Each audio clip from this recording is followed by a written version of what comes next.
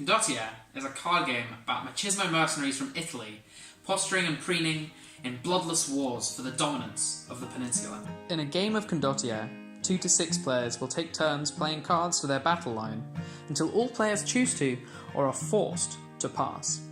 Once that happens, the player with the highest strength on display will capture the territory and then choose where the next standoff will take place. The twist here is that you don't draw any more cards until only one player has cards remaining, meaning that if you spend all your cards early, you can be left watching everyone else claim territories while you sit there like the dunce in the corner. Now, in this edition of Condottiere from Z-Man Games, there are two versions of the same card, a new bishop and a classic bishop. Both fulfill the same role within the game's design, and in this video I want to compare and contrast their ability to achieve that role within the wider context of the game.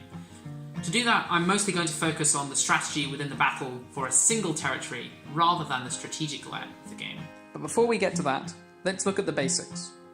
Mercenary cards are cards with numerical values from 1 to 10, missing out the values from 7 to 9. These cards are the main way you gain strength that allows you to win the round.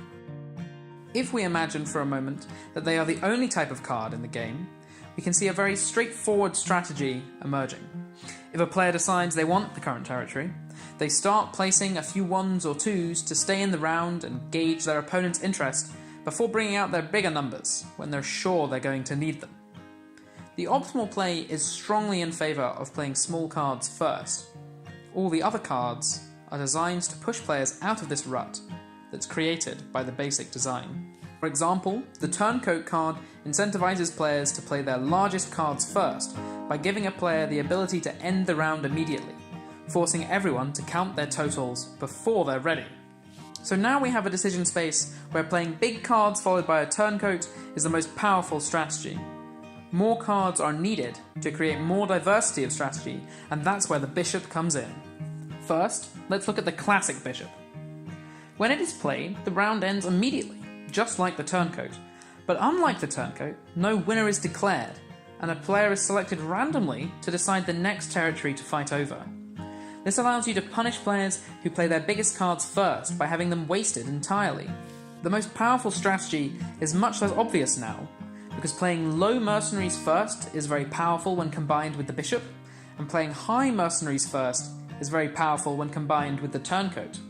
This is the core of the game's design, to have different special cards work well with mutually exclusive strategies, making each card played a considered choice. If you start playing low mercenaries, when do you start playing high mercenaries, and vice versa? If you're falling behind your opponent, do you risk playing the 10 to avoid a Turncoat? How long can you afford to wait to play your bishop to try and catch the most cards? The result is trying to walk the fine line between being too vulnerable to any of the different special cards. A careful balancing act that is very satisfying when you get it right and outmaneuver your opponents. So let's look at the new bishop. When played, it removes all copies of the strongest mercenary currently on a battle line, meaning players who play a 10 early are vulnerable to having it removed by another player who then plays their 10 at the very end.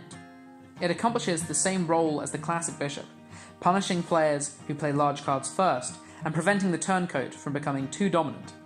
But it does so in a much more interactive way. When you play the classic bishop, there's not much players can do to protect themselves from it. Everything they have is immediately removed. But with the new bishop, you can play around it. If you're careful, and you play your smallest mercenaries first, so that you're always at the same strength or below the strength of your opponents, you're not vulnerable to having them removed. In fact, you can engage in games of chicken, where you slowly play higher and higher mercenary values, trying to convince your opponent that now's the time to play the bishop. And then after they do, you can play the 10, which allows you to trick your opponents, and it's very satisfying when you manage to pull this off. Ultimately, the classic bishop is quite one-dimensional. There's only one way to play around it. Play your best cards last. Whereas the new bishop adds new layers of strategies that then must be balanced against whatever strategy you've chosen that round to gain your points.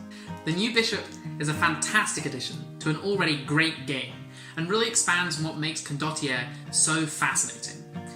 Complex decisions are a core part of any game's design, And Condottiere doesn't stop just with the bishop and the turncoat. It adds all sorts of new special cards that allow more layers of strategy to exist. Once you add in the strategic layer, the game really finds itself and greatly rewards repeated plays. Hey guys, thanks for watching my video about the card design in Condottiere.